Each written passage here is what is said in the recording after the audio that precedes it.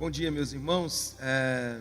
Antes de qualquer coisa, eu quero saudar com a paz do Senhor Jesus, amém? Essa paz maravilhosa que o mundo não conhece, não é verdade? O mundo não conhece essa paz que nos faz permanecer no meio do caos, permanecer, como diz a antiga canção, calmo, sereno e tranquilo. Por quê? Porque essa paz é manifesta na nossa história, né? E eu tenho uma convicção no meu coração, que essa paz ela se manifesta em nós e a nós, para que nós possamos ir pela cidade anunciando essa paz, essa salvação, que é só por meio de Jesus Cristo. Não há outro lugar, não há outro alguém que possa encher o nosso coração de paz, que não seja esse Senhor Jesus maravilhoso, que nos ama e como nós acabamos de cantar, né, que Ele é digno, que Ele se entregou por nós e Ele ressuscitou. E porque Jesus morreu, nós temos uma convicção: nós viveremos para sempre, porque Ele venceu a morte. Então é com essa paz que eu quero o saudar nessa manhã. Toda a minha gratidão por conhecê-los. Eu estou muito feliz, estou sendo muito bem acolhido, muito bem recebido, conhecendo a cidade de Porto Alegre. É a primeira vez que eu venho, e encantado com tudo que eu tenho visto, e encantado com todos os desafios que Deus tem proposto à Igreja de Cristo aqui, e eu tenho certeza e convicção de que vocês estão aqui neste lugar, plantados por Deus aqui há 120 anos, para que o nome dele seja glorificado a partir da vida de vocês. Como o pastor falou, meu nome é Fausto Madeira, eu sou casado com a Gláucia e pai da Ana Luísa, que tem 1 ano e 4 meses, né? E a gente tem, sou pastor e sou missionário pela Mais, que é a missão em apoio à igreja sofredora. E claro que sofrimento é algo muito pessoal. O que é sofrimento para mim pode não ser para os irmãos, não é verdade? Sofrimento é muito pessoal. Eu costumo dizer que imagina bem se tivesse uma igreja só de torcedor do Vasco. É ou não é uma igreja sofredora? Né? Seria uma igreja com alguns, né? Mas a gente não trabalha com isso, né? Apesar de que até minha esposa, coitada, ela é vascaína, tadinha, né? Ela tem sofrido muito por esse tempo. Mas a gente trabalha com sofrimento em 3 aspectos: guerra, catástrofe e perseguição religiosa, o que inclui o nosso programa de acolhimento a refugiados cristãos que, por causa da sua fé, têm sofrido. Por causa da sua fé, são presos. Por causa da sua fé, perde a moradia. Por causa da sua fé, tem que se tornar refugiados, porque eles sempre são apresentados a uma situação: ou você nega Jesus, se converta ao Islã, ou você vai morrer, ou você vai ter que sair daqui.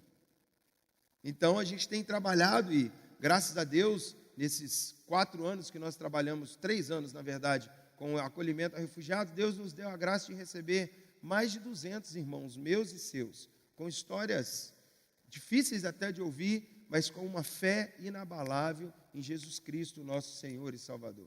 Gente que teve que deixar tudo para trás por causa da fé, mas aí a gente faz esse acolhimento, e esse acolhimento, igrejas pelo Brasil inteiro fazem uma parceria com a Mais e acolhem o jovem, o casal ou a família, e cuidam deles durante 1 ano, para que eles tenham a esperança da continuidade da vida. E isso é feito por meio da igreja. A Mais, ela é uma organização brasileira, e a gente tem trabalhado para que a igreja sofra menos. Esse tem sido o nosso grande desafio.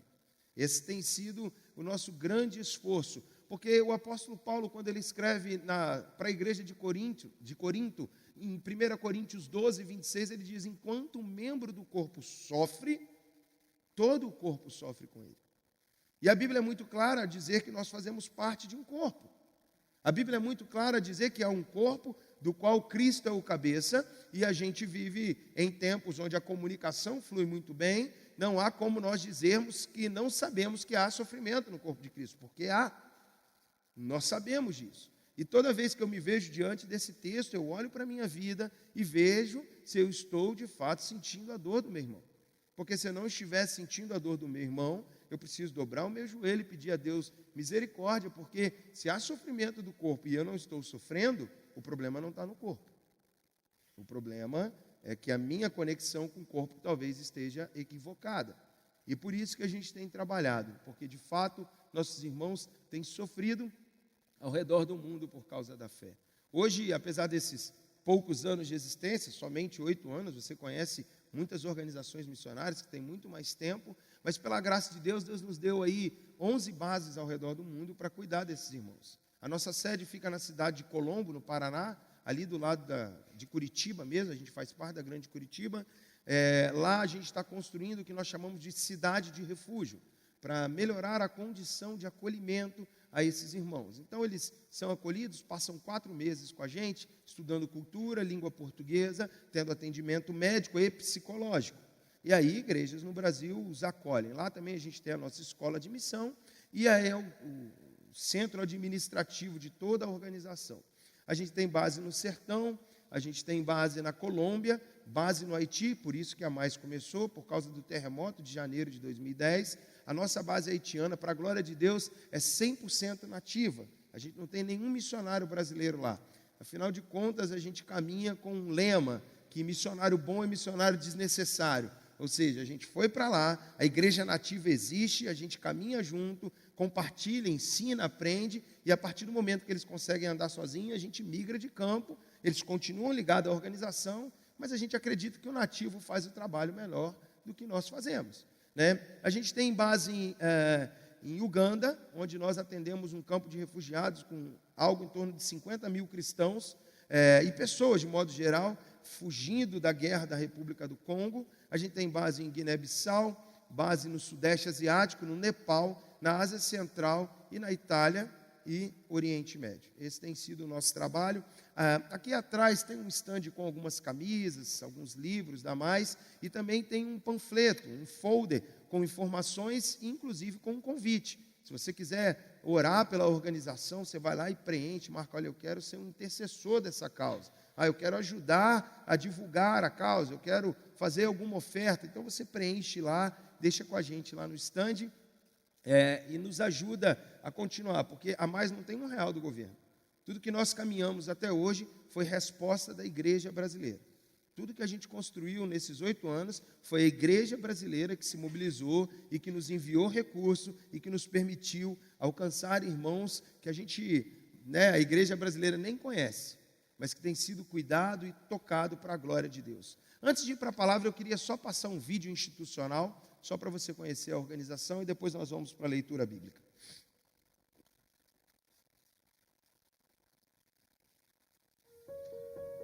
No mundo existem 2 igrejas, a igreja estável e a igreja sofredora.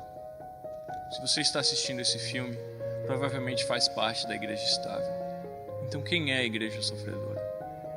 Nos últimos anos, milhões de pessoas foram deslocadas para centros de refugiados no mundo. Milhares perderam suas vidas e suas casas em catástrofes e guerras. E a cada minuto, sim, a cada minuto, 15 crianças têm suas vidas tomadas pela fome e miséria. Vivemos em um mundo com constantes mudanças e nem todos têm uma chance, nem todos têm uma voz.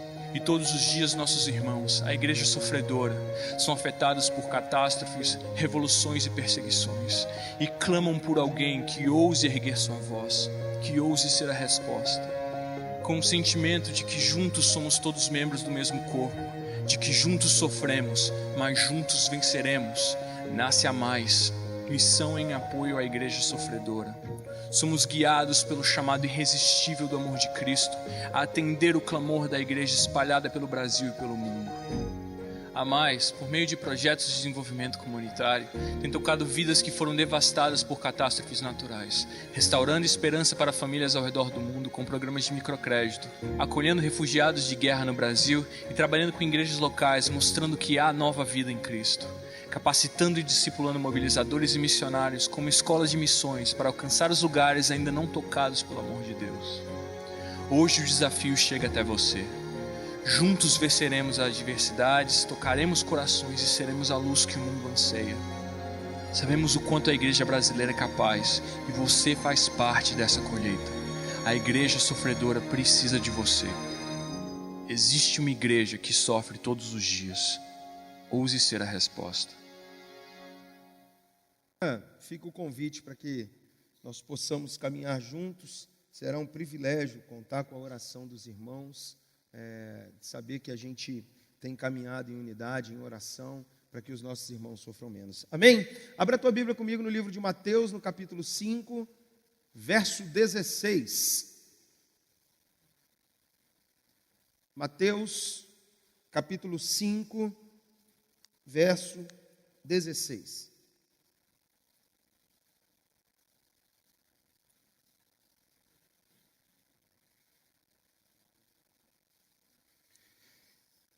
Diz assim a palavra de Deus: assim resplandeça a vossa luz diante dos homens, para que vejam as vossas boas obras e glorifiquem o vosso Pai que está no céu. Vamos orar mais uma vez, feche seus olhos. Amado Jesus, muito obrigado por tudo que o Senhor tem feito neste culto. É uma alegria sentir a tua doce presença, Espírito Santo, se movendo neste lugar, tocando os nossos corações, desde que nós chegamos. Desde um abraço ao nosso irmão, a um aperto de mão, as canções entoadas, ao momento em que dedicamos os nossos dízimos, as nossas ofertas. Nós te celebramos e pedimos que o Senhor continue a ser gracioso conosco neste lugar. Que por meio da tua palavra o Senhor fale aos nossos corações.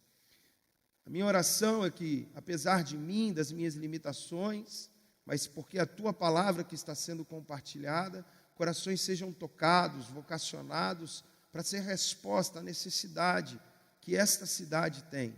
Que como resposta nós nos levantemos e mudemos realidades, levamos o reino que transforma realidades, o reino que muda histórias, porque nós fomos alcançados por esse reino, por esse amor, e a nossa vida foi mudada. Então fala conosco nessa manhã, para que o nosso coração continue a avançar, Deus. Fala não aquilo que a gente quer ouvir, mas aquilo que o Senhor tem de especial para cada um de nós. Oramos no nome de Jesus. Amém. Amém. Glória a Deus. Meus irmãos, o capítulo 5 de Mateus, ele é muito conhecido, porque ele tem as bem-aventuranças, né? Aprove a Deus, a sua infinita misericórdia para conosco, deixar um sermão padrão, né? O sermão mais bem exegético, homilético e hermenêutico que a terra já pôde ver. A gente que estuda teologia, e enfim, a gente fica ali na briga hermenêutica, na exegese, e aqui o Espírito Santo nos deixou um modelo. Jesus já pregava antes. Você olha o final do capítulo 4, está dizendo que Jesus já fazia as coisas. Mas o Sermão do Monte foi nos deixado porque ele é muito importante. E por que o Sermão do Monte é importante? Porque o Sermão do Monte, ele nos traz diversos ensinamentos sobre como eu e você, enquanto cristãos, devemos nos comportar. Por quê? Porque quando o pecado entrou na humanidade, as coisas se desestabilizaram. Quando nós terminamos de ler o capítulo 1 de Gênesis, a palavra é: e viu Deus que tudo o que criou era muito bom. Só que o pecado desestruturou tudo isso. Veja você, quando nós vamos lendo o relato do Gênesis, nós víamos que todos os dias, na viração do dia, havia uma relação, um relacionamento entre Deus e os homens. A narrativa diz que todos os dias, na viração do dia, os homens, o homem, a mulher, encontrava-se com Deus, e ali eles conversavam, havia intimidade. Só que houve o pecado. E o pecado fez com que a intimidade se tornasse intimidação. Porque Deus veio ao encontro do homem todo dia. No final do dia, ele foi. E apesar disso, quando o pecado entrou, que o homem percebeu a presença de Deus no jardim, ao invés de ir ao encontro dessa intimidade, ele correu e se escondeu. E aí, no versículo 9 do capítulo 3, há uma pergunta. E disse Deus: Adão, onde estás? Porque o pecado faz separação. O pecado nos traz vergonha. O pecado nos deixa exposto a essa santidade de Deus e a gente não consegue. Veja você que a relação do homem consigo mesmo e com o próximo foi desestruturada. A narrativa diz que o homem e a mulher andavam nus e não se envergonhavam. Havia uma relação de unidade. Desde o Gênesis, o ditado a palavra é: portanto, deixará o homem, pai e mãe, vai se unir à mulher e tornar-se-ão uma só carne. A ideia é que a dor da minha esposa seja a minha dor, a alegria da minha esposa seja a minha alegria. Mas por conta do pecado, a primeira coisa que aconteceu foi a unidade se transformar em divisão. Porque Deus fez uma reunião e falou assim: Adão, por que você comeu? Aí aquilo que era para ser união, unidade, o que Adão falou? A culpa é dela. Não tem nada a ver com isso. E é engraçado que Adão fala assim com Deus: a mulher que você me deu. Ele quase estava dizendo que a culpa era de Deus, né? A gente tem uma crise de, às vezes, dizer que a culpa é de Deus, né? Aí a mulher falou que é da serpente, a serpente não tinha muito o que falar, né? O negócio ficou tão complicado, gente, que o primeiro homicídio, ele aconteceu depois de um culto. Você parou para perceber isso? Terminou um culto, Caim foi e matou Abel. Porque o homem não consegue mais lidar com esses sentimentos ruins. Porque o pecado bombardeou o homem, a humanidade, de sentimentos como inveja, como medo. E isso desestruturou. A gente não consegue nem lidar com aquilo que a gente foi chamado para ser mordomo, que é cuidar do jardim. O ser humano é o único que polui a água que vai beber. A gente tem a coragem de jogar lixo nos nossos mananciais, e aí depois reclama que a água está ficando ruim. E quando não, destruímos as nascentes. Aí a gente reclama que a água está ficando escassa. Tudo foi desestruturado por causa do pecado. É por isso que nós vemos Jesus investindo tempo em ensinar como nós devemos nos comportar. No paradoxo de estar no mundo sem ser do mundo. De testemunhar. Ontem, no workshop, nós falamos da mensagem subversiva do Evangelho. Ela é subversiva de acordo com o sistema que impera no mundo. Porque é por isso que a gente encontra oposição. E o que o pecado trouxe? O pecado trouxe, a herança do pecado foi medo, morte e solidão. Foi isso que veio com o pecado. O pecado trouxe densas trevas para a humanidade.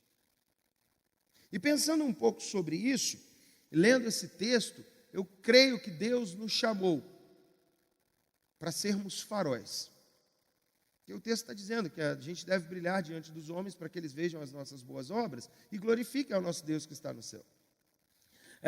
Vila Velha é uma cidade litorânea, muito quente e muito legal, e lá na ponta da cidade tem um farol, né? E o farol é um negócio sensacional, porque quando você vai ao litoral, eu não sei como é que é o litoral aqui do Rio Grande do Sul, mas lá no Espírito Santo é assim, você vai no litoral, está tudo muito bonito, a água clarinha, você vê as ilhotas, as pedras, os corais, e aí de repente vem um tal de vento sul, que deve ser primo do Euroaquilão, que pegou Paulo lá em Atos, e aí ele transtorna o mar ele muda de cor, ele fica mais alto, você não vê um monte de pedras que você vê em dias normais, fica uma navegação muito complicada. Eu já tive o desprazer de navegar nessa situação lá. E aí quando você olha o farol lá na ponta da cidade, ele serve como um balizador. Ele está dizendo, olha, confia. O farol traz isso, confiança, direção, segurança e esperança para aqueles que navegam. A partir disso, eu queria fazer uma pergunta, não é isso que as pessoas têm procurado? Confiança, direção, esperança, segurança. Todos nós, todos que somos salvos, todos que Jesus é Senhor e Salvador da nossa vida, recebemos da parte de Deus esse chamado, de ser farol. Mas apesar disso, infelizmente, nem todos nós brilhamos. E eu não estou falando aqui de ser o centro das atenções, tá?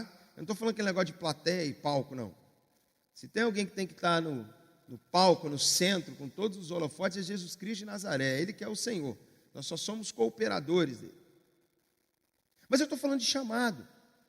Eu estou falando da vocação que Deus nos deu por meio da sua graça. Aquilo que o apóstolo Paulo chama em 2 Coríntios de ministério da reconciliação, quando ele diz, no versículo 18, que Deus estava reconciliando consigo o mundo por meio de Jesus e nos confiou o ministério da reconciliação. E você continua a leitura, versículos 19 e 20, ele fala assim: Deus não levou em conta a transgressão dos homens, Ele simplesmente nos confiou uma palavra, um ministério da reconciliação. E pensando nisso, eu queria pensar em 3 aspectos sobre esse chamado que Deus nos confiou. 3 questões acerca daquilo que nós fomos chamados por Ele, para como faróis levar a transformação que só em Jesus Cristo é possível. A primeira palavra que eu quero que você guarde é obediência. Para você e eu sermos um farol, nós precisamos obedecer. Olha como é que o texto começa: assim resplandeça a sua luz. Quem tem a versão NTLH, ele está bem direto. A NTLH fala assim: a luz de vocês deve brilhar. Legal, né? Está falando a mesma coisa, mas numa conjugação bem imperativa, né? A luz de vocês deve brilhar. É interessante, sabe por quê? Porque isso é uma questão vocacional. É o chamado do cristão. Ela não é algo que a gente tem escolha. Isso faz parte do pacote chamado salvação. Nós fomos chamados por Jesus para brilhar. Não é algo que é exclusividade do pastor, do líder. É algo que tem a ver com o cristão, comigo, com você. Eu não sou um farol porque eu sou missionário em tempo integral, ou porque eu fui ordenado ao ministério pastoral. Eu sou um farol porque eu sou cristão e Jesus me chamou para ser um farol. Isso não tem a ver com nenhuma questão eclesiológica, nenhuma habilidade humana. Tem a ver com a graça dele sobre a minha vida.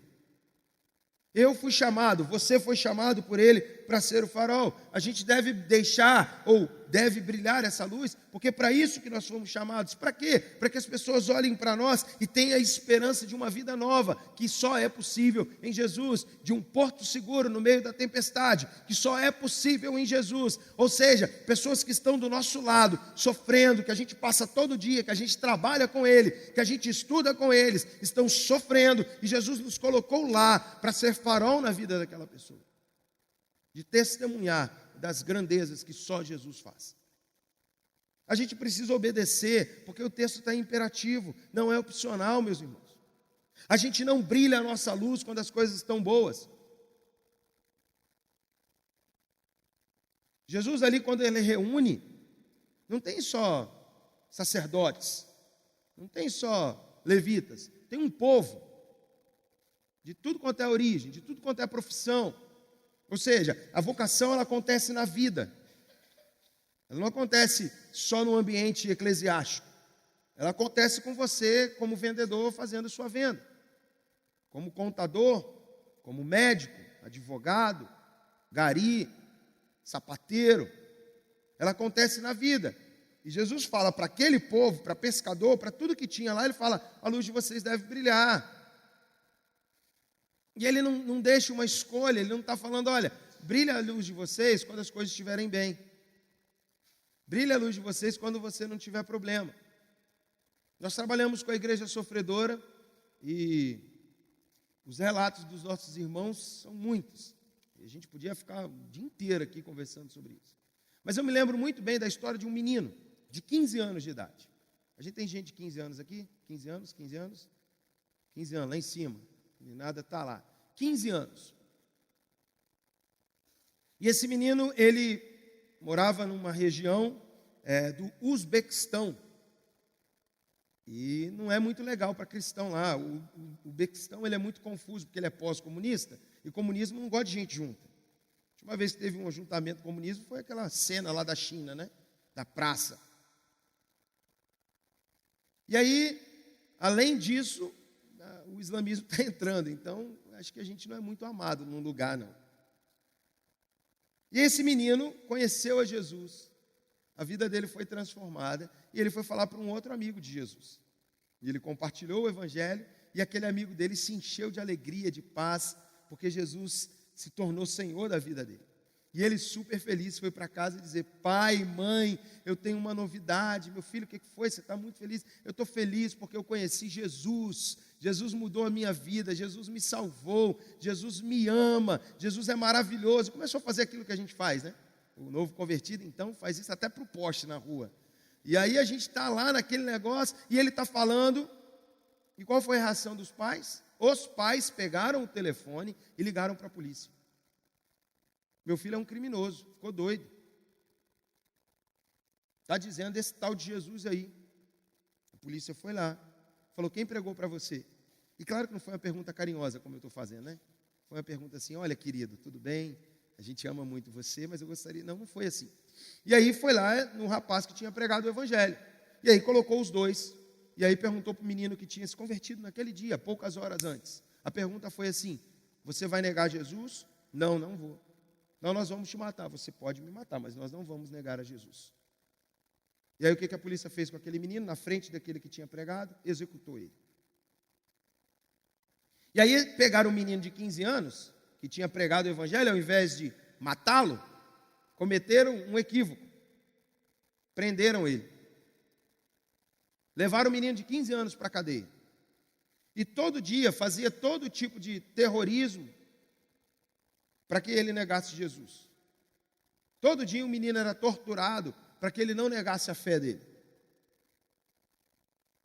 Chegou um tempo em que esses homens pegavam, e ele foi preso, não foi preso na fase, foi preso na cadeia, com tudo quanto é tipo de pessoa, de todas as idades. E aí chegou um momento que eles começaram a pegar agulha, sabe, agulha? E colocar debaixo das unhas das mãos e pés. Todo dia dizendo, nega Jesus que a gente para. E o menino não negou. E depois de um tempo eles soltaram. Porque enquanto o menino sofria todas essas torturas, enquanto o menino sofria todas essas humilhações, a única coisa que aqueles policiais conseguiram fazer é que 120 detentos se convertessem ao Evangelho de Jesus Cristo. Então não tem escolha.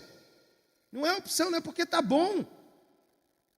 Você não pode compartilhar do Evangelho e viver uma vida de testemunho porque está bem. Tem hora que você não vai estar bem mesmo, não. O primeiro velório que eu fiz foi da minha avó. E era aquela avó que morava perto de casa. Então eu sou criado pela avó mesmo. E a avó sempre coloca uma colher a mais de Nescau, né? É sempre melhor na avó. A avó sempre tem um brigadeiro escondido da mãe para te dar. E eu amava a minha avó. De verdade, mesmo. E aí, poxa, o telefone tocou, minha avó morreu. Eu falei, caramba, vou lá chorar. O luto da minha avó. Mas quando eu cheguei lá, eu era... Tinha os irmãos da minha avó, os filhos da minha avó e eu. E alguns netos, né? E eu era o mais novo dos netos presentes, mas eu era o único pastor. E aí começava uma tia a querer desmaiar, Fausto, vem cá, e vai eu. Eu não consegui velar a minha avó. E aí, como ontem a gente falou, nada é tão ruim que não possa piorar, né? A minha tia falou assim, você vai deixar uma palavra para a gente, né? Eu falei, vou? Você é pastor? Eu falei, tá bom, vou então.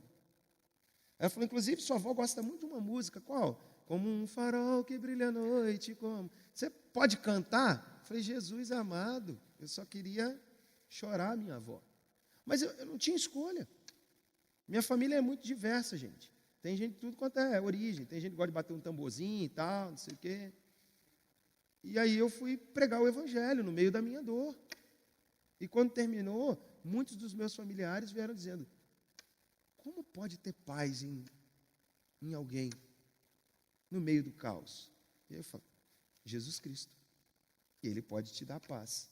Jesus Cristo. Ele pode mudar a sua vida. Jesus Cristo. E eu arrasado por dentro. Porque eu não tenho escolha. Eu fui chamado para ser um farol. E eu não fui chamado para ser um farol porque eu sou pastor. Eu fui chamado para ser um farol porque Jesus me mandou. E ela não é um negócio excludente. Eu não prego o evangelho porque fulano de tal merece. Porque se fosse falar por merecimento, eu até falei isso ontem, gente. Eu não estou aqui porque eu sou bom. Eu não estou aqui porque o pastor Daniel me viu pregando e, nossa, esse camarada é fera demais. Não. Eu não estou aqui porque eu fiz mestrado em Massachusetts, Ohio. A minha história não é boa. Ela, de fato, não é boa. Eu falei isso ontem, minha história é tão ruim, mas tão ruim, que eu fui contar ela para o carroceiro, o burro começou a chorar. De tão ruim que é a minha história. Só que por causa disso eu entendi que aonde abundou o pecado, superabundou a graça. Eu só estou aqui nessa manhã, tendo o privilégio de compartilhar a palavra de Deus com gente que poderia estar me ensinando por causa da graça. Então eu não posso partir na minha relação com o outro a partir de mérito, porque se fosse depender de mérito, nós não cumpriríamos o nosso chamado missionário de ser um farol, de levar esperança, de levar vida, de levar transformação. Não tem nenhum pecado no mundo, não tem ninguém tão distante de Deus que a cruz não seja suficiente para servir como ligação, que o sangue de Jesus não seja suficiente para perdoar os pecados. A Bíblia fala que o sangue de Jesus nos purifica de todo o pecado, não só de alguns, completo. A lavagem do sangue do Cordeiro, ela é completa, ela expurga, ela expulsa, ela arranca de nós todo o pecado. E é por isso que nós devemos obedecer e anunciar Jesus Cristo, nosso Senhor, mesmo no meio do caos. Obediência. Segunda coisa que eu queria guardar com vocês é ousadia. Para que a gente seja um farol, nós devemos ser ousados. Assim resplandeça a vossa luz em casa. É isso que está escrito aí? Ele está dizendo que nós devemos brilhar a nossa luz diante dos homens. E aí você precisa de ousadia.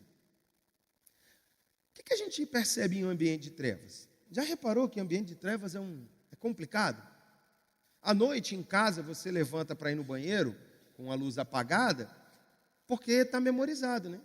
Você, sei lá, tomou um copo a mais de água, aí deu vontade de ir no banheiro de madrugada. Você, sonolento, cambaleando, você vai no banheiro e volta. Agora, quando nasce na família o advento chamado criança, as coisas não ficam tão exatas como era. Então, às vezes você vai no banheiro, tem aquele brinquedinho mais duro que o dedo mindinho pega assim na ponta, e a dor do dedo mindinho é impressionante, até o dente dói. Você percebe que se você não tiver luz, você vai se machucar.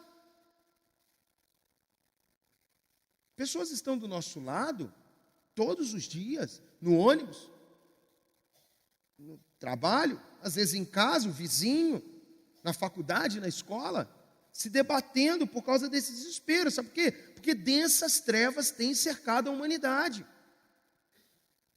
Densas trevas têm acabado com a esperança. O nosso país está numa situação terrível. Por quê? Por causa do pecado. Pecado sistêmico, endêmico. E Jesus nos colocou para ser farol na nossa nação. Jesus nos colocou para ser farol na nossa cidade, no nosso bairro, na nossa casa. Nossa luz, ela não é uma simples luz, ela alcança mais densas trevas. Ouça bem, querido, em nome de Jesus, a nossa luz só faz sentido em um ambiente de trevas. Hoje tem tanta coisa gospel, já viu? Tudo é gospel. Tem uma coisa que as irmãs odeiam, que eles chamam de gospel, que é a loja de roupa gospel, já viu? São as piores roupas possíveis. Eu falo, gente, por que a minha mulher tem que usar um negócio desse?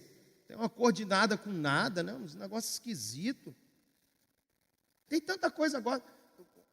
O mundo gospel está tão maluco, pastor, que até site de fofoca gospel, eu falei, eu desisto de viver agora. Liguei para o operador e falei, cancela a internet, que a zoeira chegou no nível, né?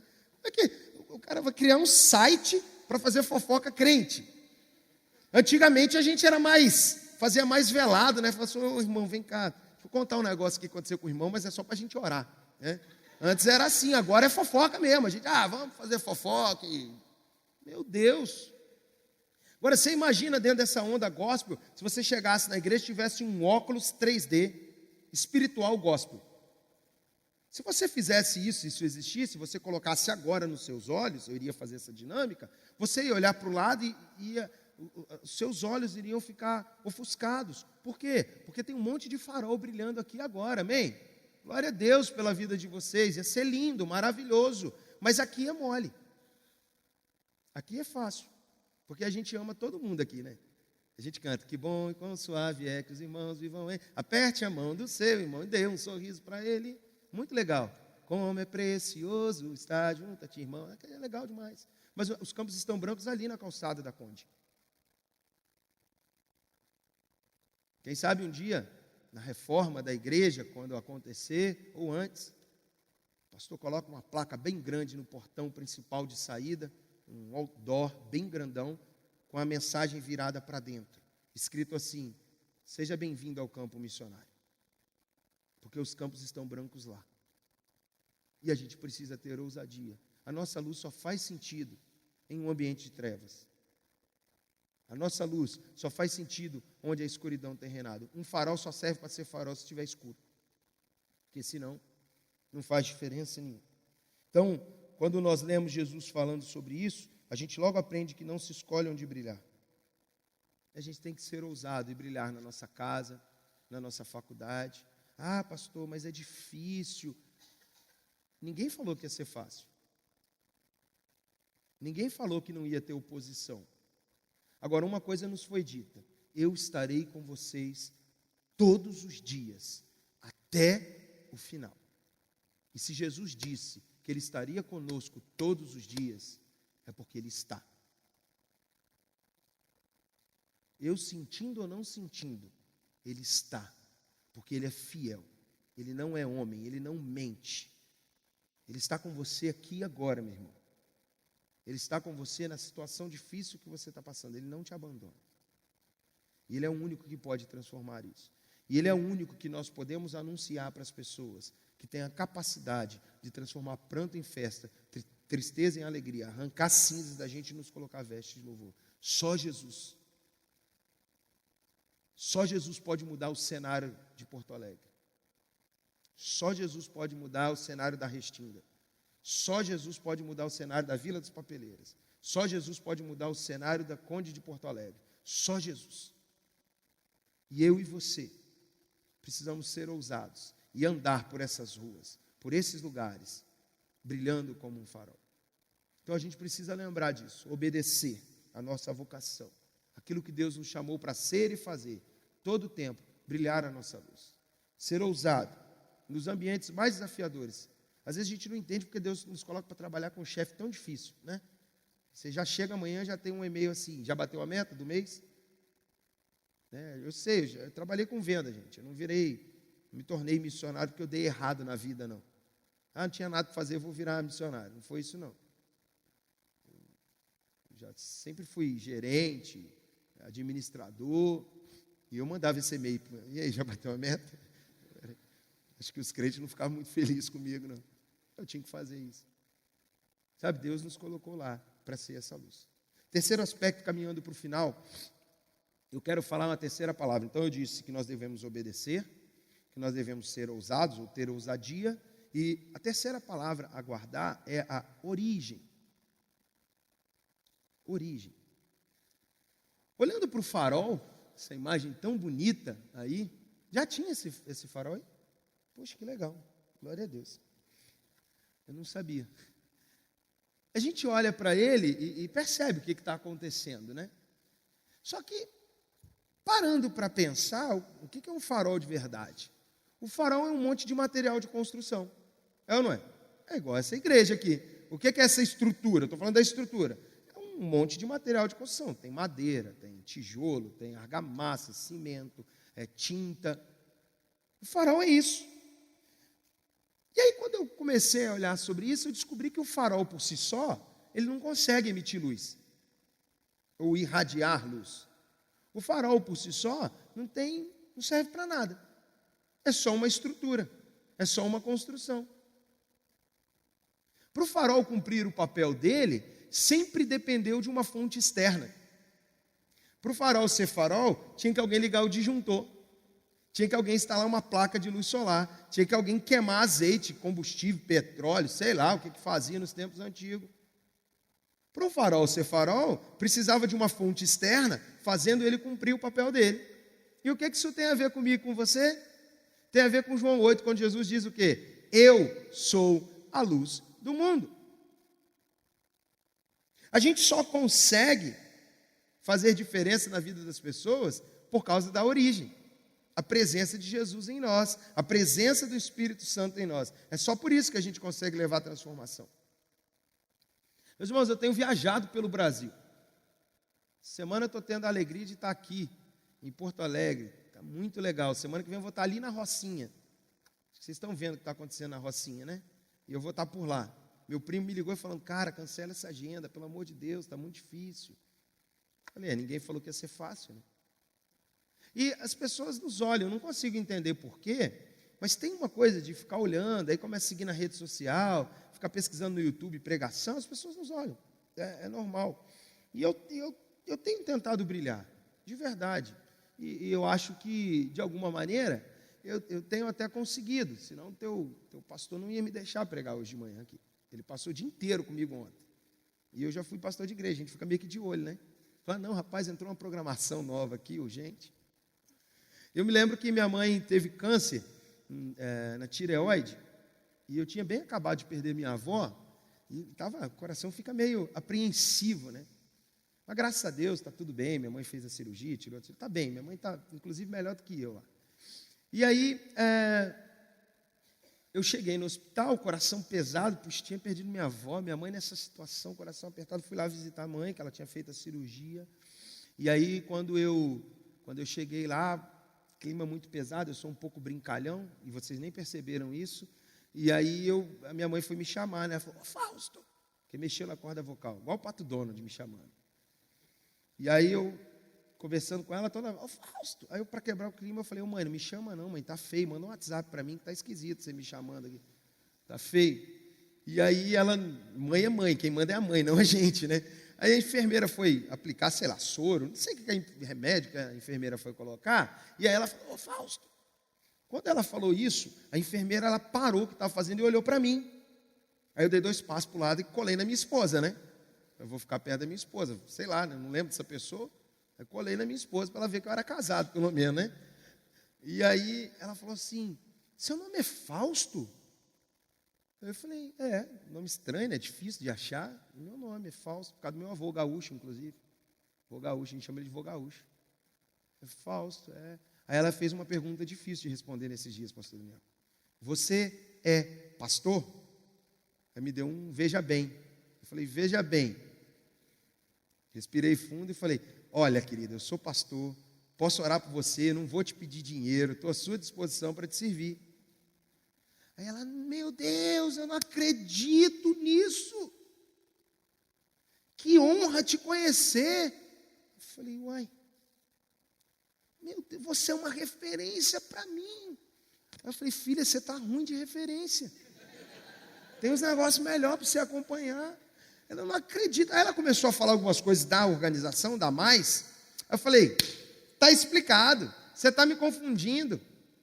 Está me confundindo com o pastor Mário, que é o fundador da Mais, né? Que vai para os campos transculturais e que viaja muito. É só porque eu sou gordo igual a ele, a gente fica tudo meio que igual.